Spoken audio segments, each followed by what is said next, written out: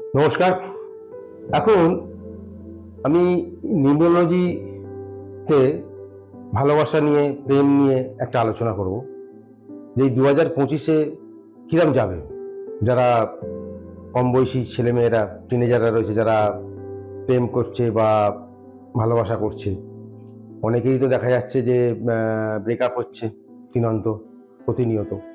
তো নিউমোলজিতে আমি বলব যে আমরা দেখেছি যেসব জাতক জাতিকার ৫, ৬, ৭ এই ৩টে নাম্বার যদি থাকে, তো অবশ্যই তাদের ভালোবাসার জায়গাটা বা প্রেমে বিবাহ বা প্রেম জিনিসটা অবশ্যই সাকসেস পাবে। যদি ৭ নাও থাকে, ৭ নাও থাকে, তাহলেও কিন্তু ৫, ৬ থাকলে তাহলেও কিন্তু সে প্রেমে সাকসেস পাবে। কিন্তু যদি কোনো সময় দেখা যায় যে কারুর ছকেতে, নিউমোলজিতে ৫ বা ৬ নেই, ৫ হচ্ছে সবথেকে সাকসেস নাম্বার এবং ৬ হচ্ছে শুক্রের নাম্বার। অতএব এই দুটো নাম্বার না থাকলে, যদি শুধু ৫ না থাকে, ৬ অন্তত থাকতেই হবে। ৬ যদি একদমই না থাকে, তাহলে কিন্তু জানা যাবে যে প্রেমে সাকসেস হওয়া খুব টাফ। অতএব ৫, ৬ থাকতেই হবে। ৫ যদি নাও থাকে, অন্তত ৬ থাকতেই হবে। দেখা যায় যে হয়তো ৭ আছে কিন্তু ৫, ৬ নেই। তখন দেখা যাবে এই প্রেম হবে ২ মাস, ৬ মাস, ১ বছর কেটে যাবে।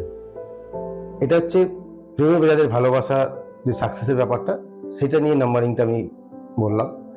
আর ৭ হচ্ছে এমন একটা নাম্বার যেটা একটা থাকলেও ঠিক আছে, বাট দুটো যদি থাকে, তখন কিন্তু সে প্রেমে সাকসেস পাওয়া যায় না, একদমই পাওয়া যায় না। আবার যদি ৩টে, ৪টে হয়ে যায়, তাহলে দেখা যায় যে বিবাহিত জীবনে ডিভোর্স।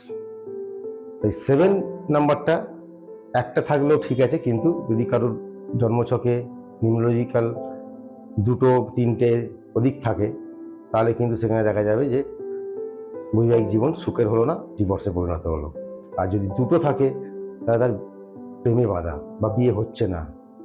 তো ৫, ৬, ৭ ওয়েল অ্যান্ড গুড। ৫, ৬ অবশ্যই ভালো প্রেমের জন্য, অন্তত ৬ তো চাই। আর যদি ৫, ৬ না থাকে, অনলি ফর ৭, তাহলে কিন্তু প্রেমে বাধা এবং সাকসেস পাওয়া যায় না।